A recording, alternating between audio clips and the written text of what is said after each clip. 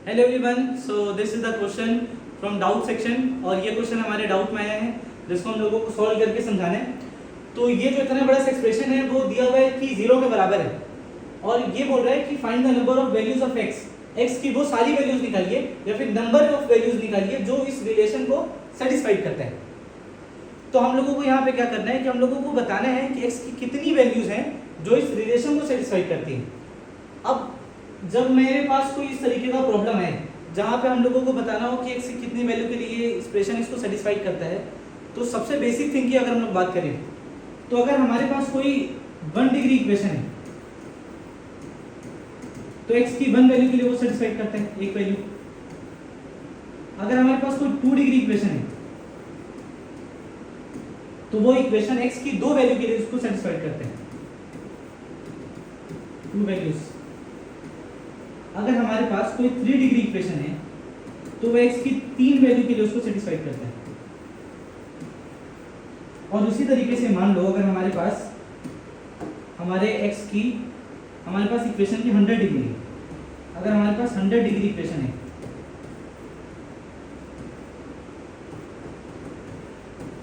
तो हम लोगों को पता है कि ये एक्स को 100 वैल्यू के लिए इसको सेटिस्फाइड करता है।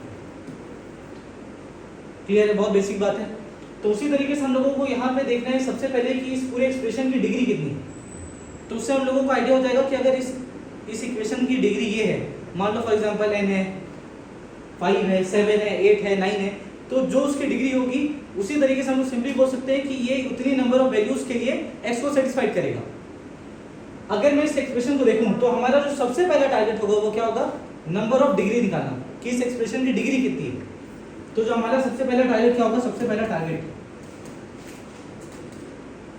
Find the degree of this expression, find the degree of this whole expression.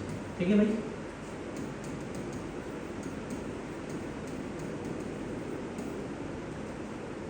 अब अगर मैं इसकी डिग्री निकालने की कोशिश करूं तो सबसे पहले मेरे को यहां से शुरू करना पड़ेगा और उसके बाद ये वाला पार्ट है, मैं इसको लगभग 4 पार्ट में डिवाइड करता हूं। This is the part 1 and this is part 2 जो कि यहां से यहां तक है, and this is part 3 and this is 4। सही है? तो अगर मैं इसको 4 पार्ट में डिवाइड करूं तो सबसे पहले पार्ट नंबर 1 देखते हैं हम लोग। तो this is pi. What is the meaning of pi? Pi को भी थोड़ा सा समझ लेते हैं कि मान लो अगर हमारे पास पाई कुछ इस तरीके से लिखा हो और पाई लिखा हुआ हमारा I1 = n and this is let's say xi। सही है? तो मान लो कुछ इस तरीके का अगर एक्सप्रेशन लिखा हुआ तो इसका मतलब आप सबसे पहले xi के जगह पे 1 रखोगे तो x1, देन मल्टीप्लिकेशन 1 से एक ज्यादा 2, फिर 2 से एक ज्यादा 3। कब तक रखना है, कब तक मल्टीप्लाई करते जाना है, जब तक हमारी हाईएस्ट वैल्यू n हो, मतलब x1 x2 x3 till xn, ये हम लोगों को मल्टीप्लाई करना है। This is the meaning of pi, that xi, तो multiplication of x1 x2 x3 till xn, तो ये इसका प्रोडक्ट होता है। तो अगर मैं यहाँ पे देखूं तो हमारे पास जो लिखा हुआ है वो क्या लिखा हुआ है, वो लिख रखा है कि I is equals to 2 to n and x minus alpha I, and नीचे में भी बहुत सारी वैल्यू दे रखी है, बट अगर मैं देखूं तो नीचे में अल्फा 1 अल्फा 2 अल्फा 3 टाइप का कुछ टर्म आएगा, यहाँ पे भी नीचे में कोई constant alpha 1 alpha 2 alpha 3 term आएगा और यहाँ पे भी कुछ कांस्टेंट आएगा। तो अगर मेरे को डिग्री अगर इक्वेशन की निकालनी हो तो केवल ऊपर वाला काम आने वाला है, नीचे वाला डिग्री निकालने के लिए काम अभी नहीं आएगा। तो हम लोग केवल ऊपर वाले पे फोकस करते हैं। तो ये ऊपर वाला पार्ट है इसका जो कि लिखा हुआ है x माइनस अल्फा i और i 2 से शुरू हो रहा है n तक जा रहा है। तो मैं यहाँ पे अल्फा i के जगह पे पहले 2 लिखूंगा, x minus alpha 2, x minus alpha 3 and x minus alpha n। तो हम लोगों को ये दिखाई दिया जो हमारा पहला वाला एक्सप्रेशन है, पहला पार्ट, वो x minus alpha 2 x minus alpha 3 till x minus alpha n। तो अल्फा शुरू हो रहा है 2 से, n खत्म हो रहा है n पे। तो फॉर एग्जांपल मान लो हमारी गिनती 2 से शुरू हो रही है और 10 पे खत्म हो रही है, तो हमारे पास नंबर्स कितने हैं, 1 से शुरू होता 10 पे खत्म होता तो टोटल 10 नंबर्स थे। और अगर 2 से शुरू हो रहे हैं n पे खत्म हो रहा है तो हम लोग बोलेंगे यहाँ पे जो नंबर ऑफ टर्म्स हैं, जो नंबर ऑफ एक्सप्रेशन है यहाँ पे पार्ट्स, वो कितने हैं, n - 1 है। तो हम लोगों को पता है कि अगर मान लो लेट सपोज कि अगर मैं किसी इक्वेशन को x square minus 3x plus 2 इसको मैं ऐसा ब्रेक कर सकता हूँ x माइनस 2x माइनस 1, तो इस 2 डिग्री एक्सप्रेशन को मैं दो पार्ट में डिवाइड कर सकता हूँ इस 2 डिग्री एक्सप्रेशन को। तो उसी तरीके से यहाँ पे हमारा कोई ना कोई एक एक्सप्रेशन होगा, कोई ना कोई एक इक्वेशन होगा जो कि x minus alpha 2 x minus alpha 3 till x minus alpha n तक डिवाइड हो रहा है। तो मैं यहाँ पे ये बोल सकता हूँ कि ये जो पार्ट है इतने सारे वो कुल मिला के जो अगर मैं डिग्री की बात करूँ तो इसकी डिग्री होगी x की power n minus 1, because n minus 1 part है इसके दिस टिल n। क्लियर है? तो इससे हम लोगों को पता चल गया कि पहले वाले के हिसाब से यहाँ पे हम लोगों को x की जो पावर मिल रही है वो n माइनस 1 मिल रही है। अगर मैं सेकंड वाला देखूँ तो इसीलिए मैं यहाँ पे सेकंड वाले के लिए थोड़ा बड़ा सा जगह दे रखा हूँ ताकि हम लोग डिटेल में इसको समझ सकें।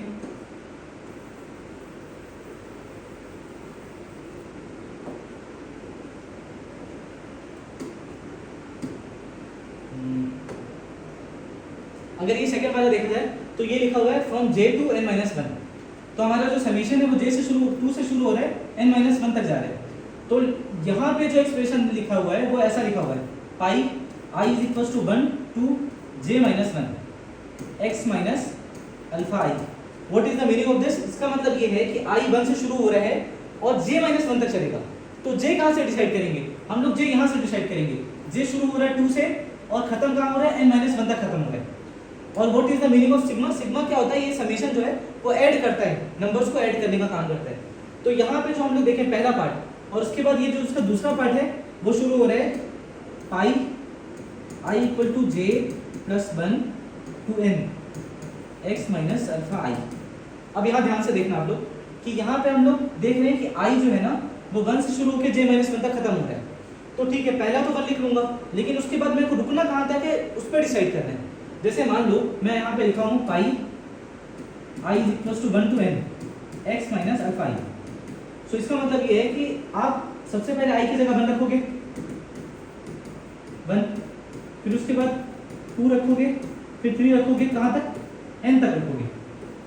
तो इसका मतलब मैं इस तरीके का इसका ये मीनिंग होता है पाई का। और यहाँ पे जो लिखा हुआ है वो 1 से शुरू हो रहा है और j माइनस 1 तक खत्म हो रहा है। तो j माइनस 1 तक मतलब मेरे को कहाँ खत्म करना है वो यहाँ से शुरू करना पड़ेगा। तो इसके लिए हम लोगों को देखना पड़ेगा कि हम लोग क्या क्या नंबर ले रहे हैं। सबसे पहले तो सबसे पहला नंबर हम लोग लेंगे j इज इक्वल टू 2। तो उसको लिख लेते हैं when j equal to 2, when j is equal to 2। तो j की जगह अगर हम लोग 2 रखेंगे सबसे पहले तो क्या हो जाएगा? हम लोगों को पता है कि 1 से शुरू करना है और कहाँ तक जाना है? j माइनस 1 तक जाना है। j की वैल्यू क्या है हमारी? 2। तो 2 माइनस 1 मतलब 1 से शुरू होना है 1 तक जाना है, मतलब 1 पे ही खत्म करना है। तो ये जो एक्सप्रेशन होगा वो कुछ इस तरीके का होगा x minus alpha 1 when j is equal to 2। और ये क्या हो जाएगा? j प्लस 1 से शुरू करना है। j की वैल्यू कितनी थी? 2। तो मतलब यहाँ 3 से शुरू करना है n तक खत्म करना है। तो ये कितना हो जाएगा? x माइनस 3 से शुरू करना है और n तक खत्म करना है। ये है क्लियर? तो अगर मैं इसको ध्यान से देखूं तो ये 1 से शुरू हो रहा है, इसमें 2 गायब है, 3 है, 4 है और उसके बाद 5 6 7 8 9। तो इसमें सारे नंबर्स हैं 1 से लेके n तक सारे नंबर्स हैं, केवल 2 गायब है, यहाँ पे 2 नहीं है। तो जब j की वैल्यू 2 है तो यहाँ पे 2 नहीं है। और जब अगर मैं यहाँ पे j की वैल्यू 3 रखता हूँ तो यहाँ से हम लोगों को ये पता चल रहा है x minus alpha 1 x minus alpha 3 x minus alpha 4 till x minus alpha n। तो यहाँ पे x की जो डिग्री देखेंगे, इस पॉलिनोमियल की जो डिग्री यहाँ से दिखाई दे रही है वो n माइनस 1 है। बट अभी हम लोग केवल j इक्वल टू 2 रखें तो बाकी वैल्यूज पे भी हम लोगों को एक बार चेक करना पड़ेगा। तो अगर हम लोग एक बार j इक्वल टू 2 रख लिए, j इक्वल टू 3 रख के देखते हैं। जब हम लोग j इक्वल टू 3 रखेंगे तो क्या हो जाएगा? x माइनस 1 से शुरू होगा अल्फा 1, खत्म कहाँ होगा? 3 माइनस 1 मतलब 2 तक, तो x माइनस अल्फा 2। अब ये खत्म हो गया ये वाला पार्ट। नाउ j प्लस 1 से तो हम लोग 3 लिए हैं तो शुरू कहाँ से होगा? 4 से। तो हम लोग लिखेंगे x माइनस अल्फा 4 और यहाँ पे कितना हो जाएगा? उसके आगे जाएंगे x minus alpha 5, x minus alpha 6 till x minus alpha n। सही है? तो जब हम लोग इसको ध्यान से देखेंगे तो हम लोग को दिख रहा है कि यहाँ पे 1 है, 2 है, फिर उसके बाद 3 नहीं है, 4 5 6 7 8 9 मतलब यहाँ से 1 से लेके n तक सारे नंबर्स हैं, केवल यहाँ पे 3 नहीं है। तो इसका मतलब फिर से यहाँ से हम लोग बोल सकते हैं यहाँ पे जो x की पावर है वो क्या है? n minus 1। और फिर उसके बाद हम लोग वैल्यूज रखते जाएंगे। तो हम लोग ये ध्यान दे रहे हैं कि जब j इक्वल टू 2 है तो यहाँ 2 गायब है, और j इक्वल टू 3 है तो यहाँ पे 3 गायब है, 3 मिसिंग है। सही है। तो अगर मैं यहाँ पे मैं वैल्यूज बढ़ाते जाऊँ और एक बार j की जगह n-1 अगर रखता हूँ, फॉर एग्जांपल j की जगह n-1 रखता हूँ तो ये n-2 तक रुक जाएगा, बिकॉज n-1 तो n-2 तक रुकेगा। अल्फा x माइनस अल्फा 1 से शुरू होगा और n-2 तक, तो ये कहाँ हो जाएगा x minus alpha 1, x minus alpha 2, x minus कहाँ तक रुकेगा, अल्फा n-2 तक रुकेगा। और उसके बाद जब ये शुरू होगा तो हम लोग n-1 रखें कहाँ पे, j की वैल्यू इस बार हम लोग n-1 रखें, एक बार 2 रखें, एक बार 3 रखें, अब n-1 रखें, j is equals to n-1। तो जब j की वैल्यू हम लोग n-1 रखे हैं तो हम लोगों को ये दिखाई दे रहा है कि ये चलेगा कहाँ तक जाएगा, n-2 तक जाएगा, बिकॉज j की वैल्यू n-1 है, 1 से शुरू होके n-2 तक, तो 1 2 3 4 n-2 तक जा रहा है। उसके बाद ये शुरू होगा, अब हमारे j की वैल्यू n-1 है, n-1 प्लस 1 कितना होता है, n-1 प्लस 1 इज n, तो ये n पे शुरू होके n पे ही खत्म हो जाएगा, n पे शुरू होके n पे ही खत्म हो जाएगा। तो this will x minus alpha n, because from n to n, n पे शुरू n पे खत्म, 1 2 3 4 एवरीथिंग n-2, बस n-1 नहीं है, क्योंकि हम लोग j की वैल्यू n-1 लिए थे, तो यहाँ पे हम लोगों का n-1 मिसिंग है। तो यहाँ पे भी टोटल नंबर ऑफ जो x का अगर हम लोग डिग्री की बात करें तो यहाँ पे भी x की डिग्री कितनी आ रही है, n-1, तो यहाँ पे भी x की डिग्री n-1, यहाँ पे भी x की डिग्री n-1, और यहाँ पे भी x की डिग्री कितनी आ रही है, n-1। तो हम लोग बात कर सकते हैं कि हमारा पार्ट 2 जो है, पार्ट 2 से भी x की डिग्री कितनी आ रही है, n-1, पार्ट 1 से x की डिग्री n-1, पार्ट 2 से भी x की डिग्री n-1, और उसके बाद हम लोग देखेंगे पार्ट 3 के बारे में। तो एक बार ये सारा मैं मिटा देता हूँ, एक बार इसका स्क्रीनशॉट ले लेते हैं, या फिर एक बार लिख लो पॉज करके, चलो आगे बढ़ते हैं।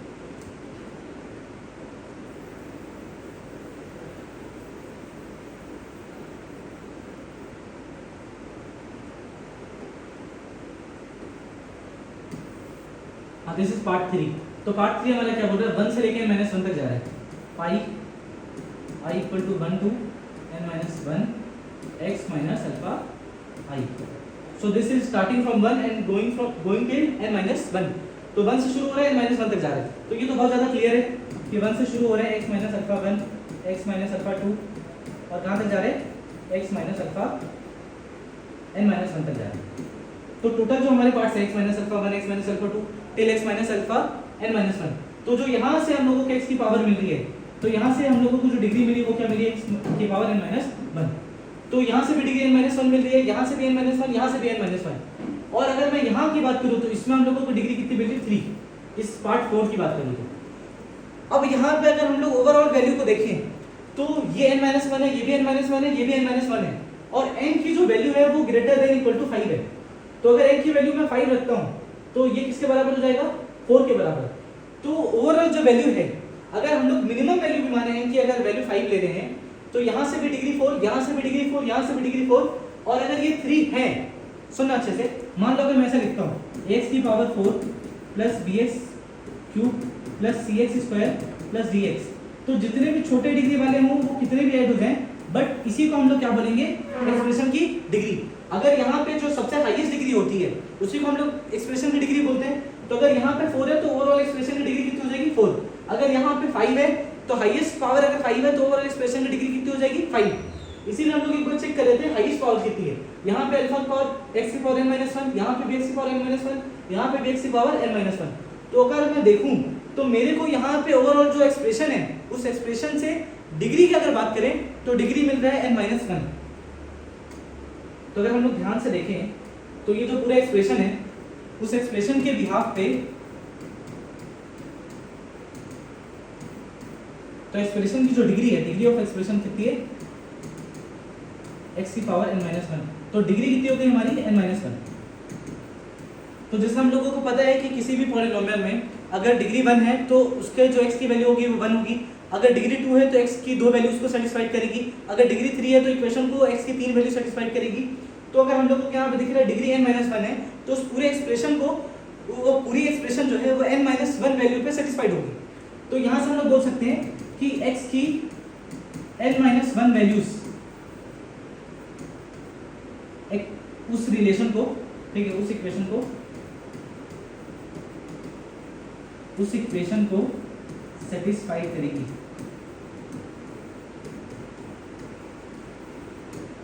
सही, but there is a funda, but there is a problem. एक दिक्कत आ रही है यहाँ पे। दिक्कत क्या आ रही है सुनो, जब कभी भी उस चीज को अच्छे से लिख लो,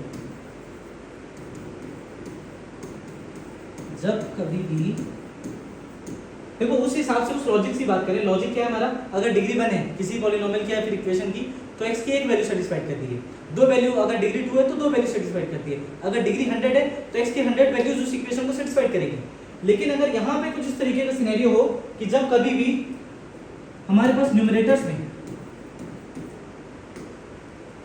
वेरिएबल्स हो और ऐसे ही कुछ arrangement,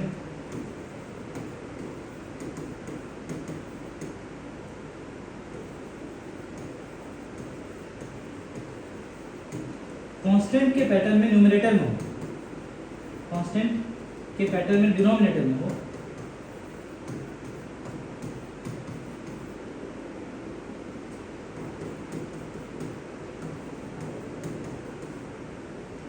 so we have to check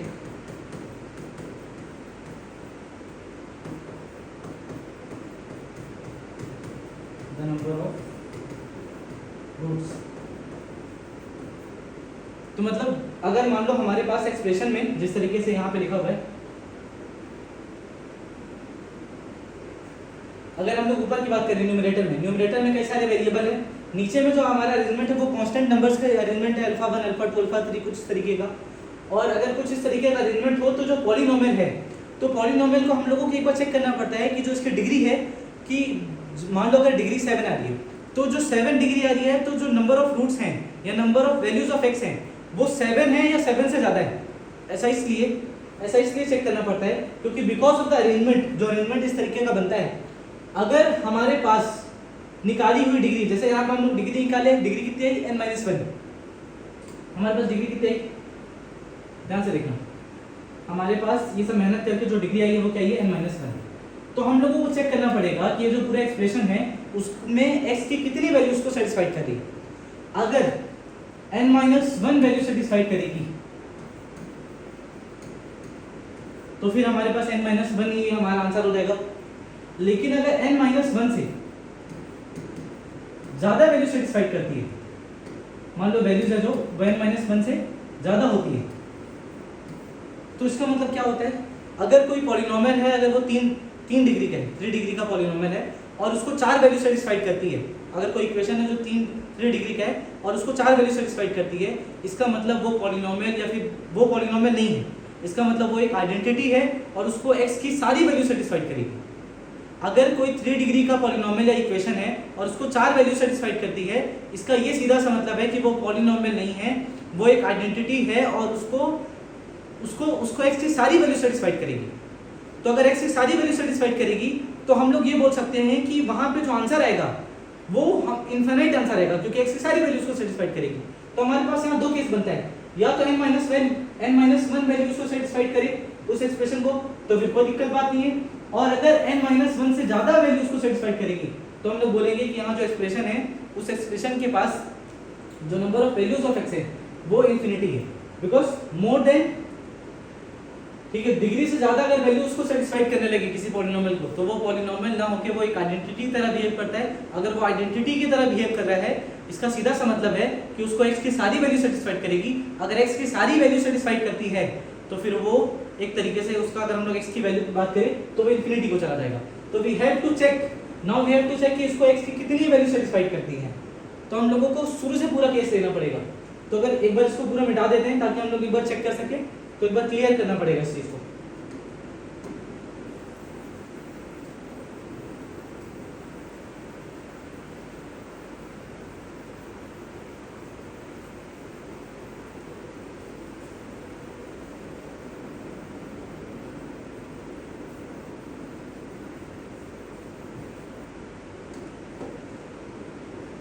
now see, अगर हम लोग यहाँ पे इस एक्सप्रेशन को देखें तो ये कुछ इस तरीके का x minus alpha 2 x minus alpha 3 x minus alpha n। सही है। और नीचे में जो दे रखा है वो क्या दे रखा है,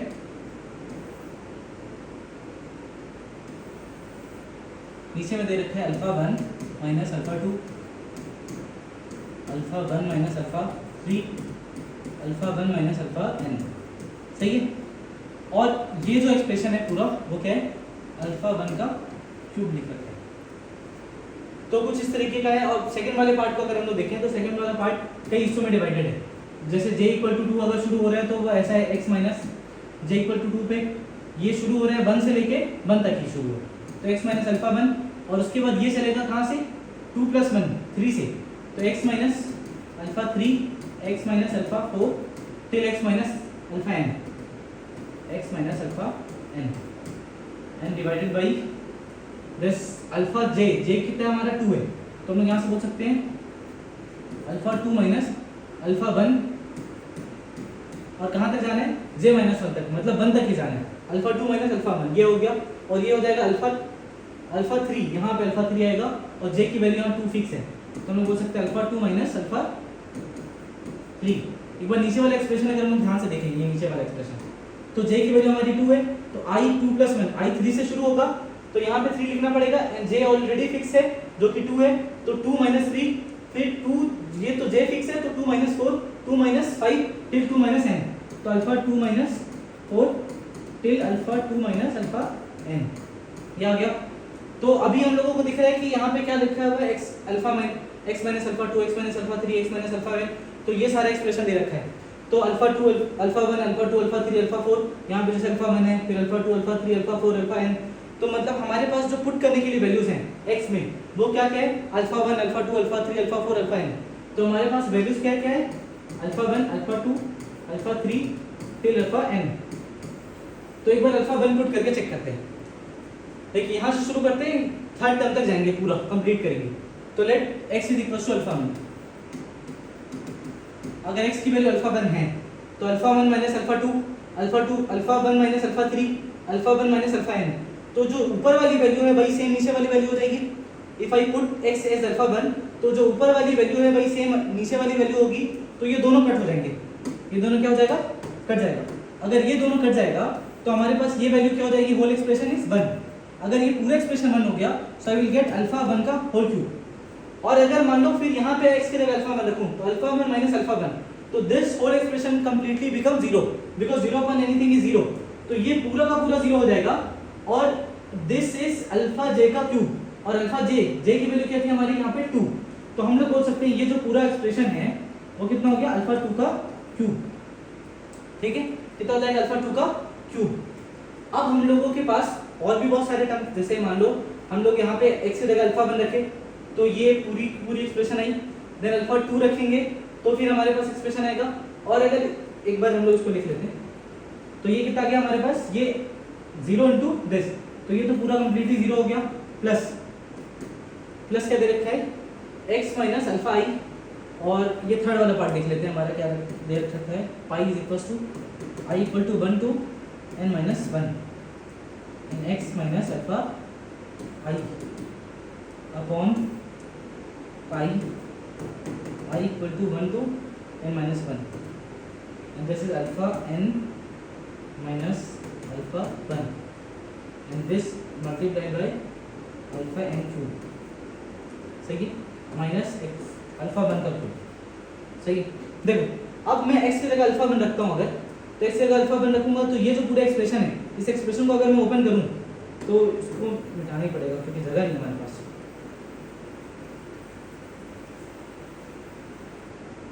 यहाँ से हम लोग को क्या मिला, ये पूरा 1 हो गया, ये मिला हम लोग को अल्फा 1 का क्यूब, और ये सेकंड एक्सप्रेशन हम लोगों को 0 मिल रहा है, क्या मिल रहा है, 0।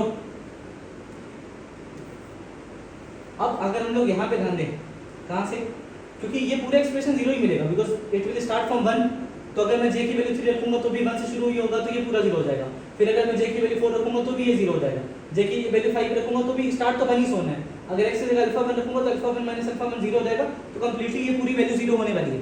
तो अल्फा 1 की वजह से जो पहला वाला एक्सप्रेशन है, पहले वाले पार्ट से मेरे को अल्फा क्यूब मिला है, दूसरे पार्ट से मेरी वैल्यू 0 मिली है, सेकंड पार्ट से मेरे को 0 मिला है, और थर्ड पार्ट से हम लोगों को चेक करना है। थर्ड पार्ट क्या हो जाएगा, x minus alpha 1, third part हमारा क्या है, x minus alpha 1 and x minus alpha 2 till x minus alpha n minus 1, सही है, upon alpha n minus alpha I. So this is alpha n minus alpha 1 alpha n minus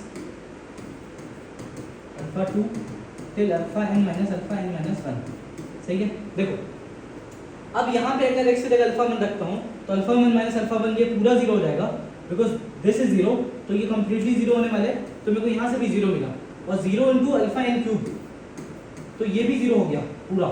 तो अगर ये पूरा zero हो गया तो हमारे पास क्या बचा, बस x क्यूब, और x की जगह हम लोग रखें अल्फा 1, x की जगह हम लोग पुट करें अल्फा 1, तो वी विल गेट अल्फा 1 का क्यूब। अगर हम लोगों को अल्फा 1 का क्यूब मिल गया तो alpha 1 cube minus alpha 1 cube, because यहाँ से अल्फा 1 क्यूब मिल रहा है, इस एक्सप्रेशन से जीरो मिल रहा है, और ये पार्ट से भी हम लोगों को जीरो मिल रहा है, और ये अल्फा 1 का क्यूब मिला माइनस के साथ, तो अल्फा 1 का क्यूब माइनस अल्फा 1 का क्यूब, तो ओवरऑल वैल्यू कितनी हो गई, जीरो। तो इसका मतलब इस पूरे एक्सप्रेशन का अल्फा 1 एक रूट है, ठीक है। इस पूरे एक्सप्रेशन में अल्फा 1 रखने पे ये ओवरऑल एक्सप्रेशन जीरो के बराबर हो जाता है, तो हमारा अल्फा 1 वेरीफाइड हो गया, डन, सही है। अब हम लोग एक बार अल्फा 2 रख के चेक करते हैं, तो इसको पूरा मिटा देता हूँ।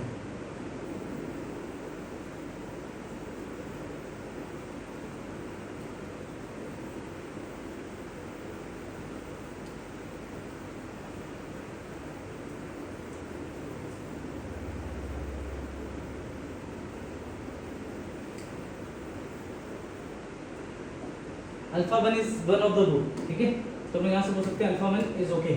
अब हम लोग अल्फा 2 पे चेक करेंगे, तो this is x minus alpha 1, sorry alpha 2 and x minus alpha 3, because this start from 2, तो ये कहाँ तक जा रहा है, x माइनस अल्फा n तक जा रहा है, और नीचे में भी कुछ वैल्यू दे रखी है, alpha 1 minus alpha 2 and alpha 1 minus alpha 3, alpha 1 minus alpha 4 till, यहीं पे लिख देते हैं अल्फा कहाँ तक जा रहा है, n तक जा रहा है, सही है। तो अगर मान लो मैं x की जगह अल्फा 2 रखता हूँ, तो alpha 2 if x is equals to alpha 2 रखा तो दिस एक्सप्रेशन इज जीरो। अगर ये एक्सप्रेशन पूरा जीरो हो जाता है तो ये कंप्लीटली जीरो हो गया, अगर ये पूरा का पूरा जीरो हो गया तो ये यहाँ से हम लोगों को जो पहला वाला पार्ट मिल रहा है, सो फ्रॉम दिस जो ये पहला वाला पार्ट मिल रहा है वो जीरो है। और अगर मैं सेकंड पार्ट की बात करूँ तो सेकंड पार्ट हम लोगों को एक बार देखना पड़ेगा, तो इसको पूरा मिटा देते हैं, फिर सेकंड पार्ट अच्छे से देखेंगे सेकंड पार्ट।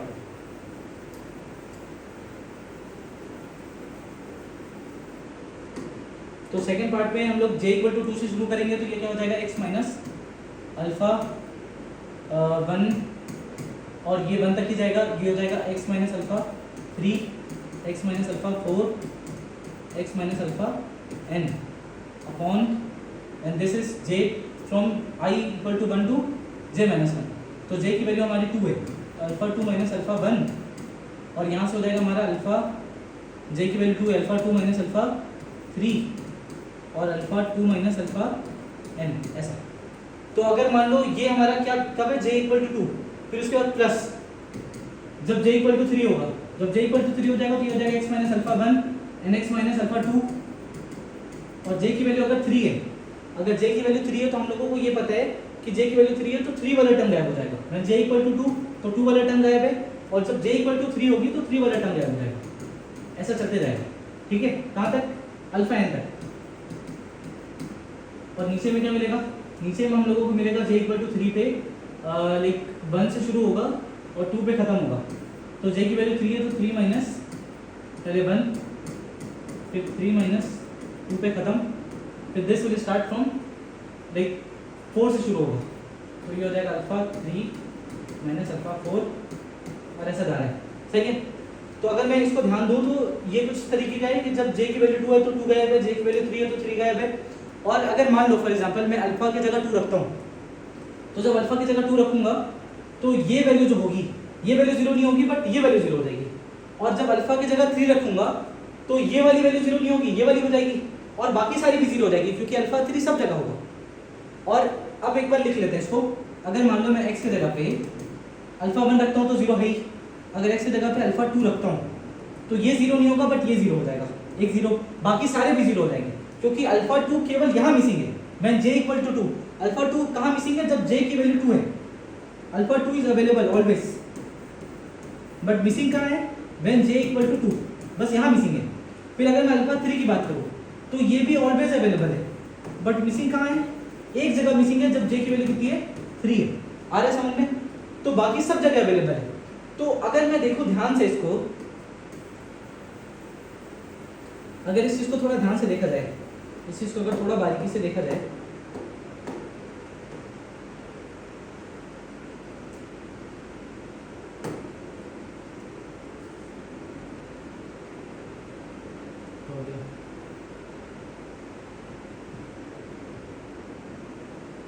हाँ तो कहाँ पे थे, हाँ ठीक है।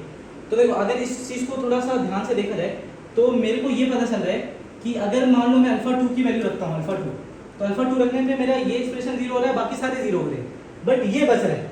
तो अगर ये बच रहा है तो ये हो जाएगा alpha 2 minus alpha 1, alpha 2 minus alpha 3, alpha 2 minus alpha 4। ये जो ऊपर वाली वैल्यू है, ऊपर वाली वैल्यू और न्यूमरेटर एंड डिनोमिनेटर सेम हो जा रहा है, सेम। तो ये दोनों करके क्या देगा मेरे को 1, और ये पूरा एक्सप्रेशन मल्टीप्लाई है अल्फा j के क्यूब से, और अल्फा j का क्यूब क्या होगा, j की वैल्यू हमारी 2 है, तब 2 मिसिंग है, बाकी जगह 2 है तो 2 0 हो जाएगा। तो हम लोगों को यहाँ पे मिल रहा है अल्फा 2 का क्यूब। यहाँ पे क्या मिल रहा है हम लोगों को, अल्फा 2 का क्यूब, 1 इंटू अल्फा 2 का क्यूब। तो ये तो 0 हो गया, और ये मिला मेरे को अल्फा 2 का क्यूब। और ये क्या मिल रहा है फिर मेरे को, यहाँ पे चेक कर लेते एक बार, ये है x माइनस अल्फा 1, थर्ड वाला चेक करें, ठीक है, we are checking this third part, alpha 2 का क्यूब, थर्ड पार्ट चेक करें। तो ये मिल रहा है x minus alpha 1 and x minus alpha 2, कहाँ तक, x माइनस अल्फा 1 तक, x minus alpha n minus 1 तक, सॉरी n माइनस 1 तक, ये यहाँ तक। और अगर इसकी बात करें तो n तक, n से शुरू हो रहा है, और i equal to 1 to n minus 1। तो नीचे में क्या लिखा हुआ है, अल्फा n माइनस अल्फा 1, कहाँ तक, alpha n minus alpha n minus 1 तक, सही है। अगर मैं x की जगह अल्फा 2 रखता हूँ तो भी 0 हो रहा है, अल्फा 1 रखता हूँ तो भी 0 हो रहा है, n माइनस 1 तक ये भी 0 हो रहा है पूरा। तो मेरे को यहाँ से ये पता चला कि alpha 1, alpha 2, alpha 3, alpha 4, n minus 1 तक ये पूरा 0 हो रहा है। और ये अगर अल्फा 2 रखता हूँ, अल्फा की वैल्यू अगर मैं 2 रखता हूँ तो ये पूरा 0 हो जाएगा, और मेरे पास क्या बचेगा, 0 इंटू अल्फा इन क्यूब। तो ये भी खत्म हो गया। अगर ये भी खत्म हो गया तो ये पूरा फिनिश। तो मेरे को मतलब पार्ट 3 भी मेरे को 0 मिला, बिकॉज अल्फा 2 रखने पे। और उसके बाद क्या बचा है, माइनस एक्स क्यूब, और x की जगह पे हम लोग क्या रखें, alpha 2, x is equal to क्या रखें, अल्फा 2। तो ये x क्यूब है, मतलब ये अल्फा 2 का क्यूब है। तो अल्फा 2 का क्यूब रखा तो क्या हो गया, 0। तो उसी तरीके से अगर मान लो मैं कोई भी वैल्यू रखता हूँ अल्फा n माइनस 1 तक, तो ये पूरा ही 0 हो जा रहा है। अब हम लोग देख रहे हैं कि 1 रखने पे, अल्फा 1 रखने पे 0 हो गया, अल्फा 2 रखने पे 0 हो गया, अल्फा 3 रखूंगा तो भी ये 0 हो जाएगा, और ये भी 0 हो जाएगा, ये भी ओवरऑल 0 होने वाले, और अल्फा 3 रखने पे ये भी ओवरऑल 0 होने वाले। Now alpha 1, alpha 2, alpha 3, alpha 4 सब वैल्यू रखने पे 0 हो रहा है। अल्फा n माइनस 1 तक ये 0 हो ही है। लेट्स चेक अल्फा n पे ये 0 होगा या नहीं होगा। अल्फा 1 से लेके अल्फा n माइनस 1 तक अगर हम लोग एक बार चेक करें तो ये पूरा का पूरा वैल्यू पे क्या हो रहा है, ये 0 हो रहा है। तो इसका मतलब यहाँ तक तो ठीक है, क्योंकि इसकी डिग्री भी n माइनस 1 है, डिग्री भी कितनी है, n माइनस 1 है। तो n माइनस 1 तक है तब तो ठीक है।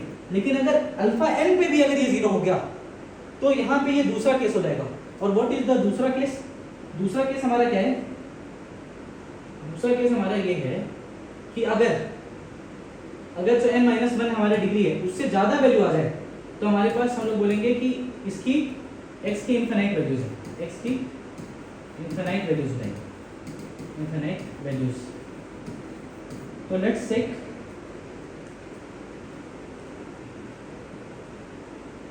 सो let's check for x is equals to alpha n।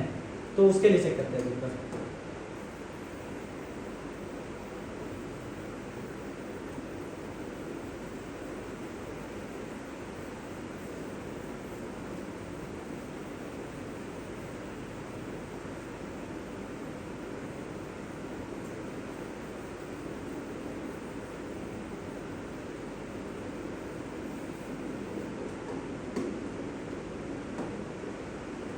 So put x is equals to alpha n। अगर x की जगह हम लोग अल्फा n रखते हैं तो ये क्या हो जाएगा, पहले इसको चेक कर लेते हैं। ये हो जाएगा x माइनस अल्फा 2 से शुरू है and it goes from x minus alpha n, और नीचे में बहुत सारी वैल्यूज हैं। लेकिन हम लोगों को ये दिख रहा है कि पहले वाला, अगर मैं x की जगह अल्फा n रखता हूँ, x की जगह पे अल्फा n रखता हूँ तो alpha n minus alpha n ये क्या हो जाएगा 0। So this expression is 0, first one is 0। और अगर मैं सेकंड वन की बात करूं तो सेकंड वन हमारा जो है वो कुछ इस तरीके का है। सेकंड वन वाले पे फिर से थोड़ा सा मेहनत कर लेते हैं, लिख लेते हैं एक बार अच्छे से।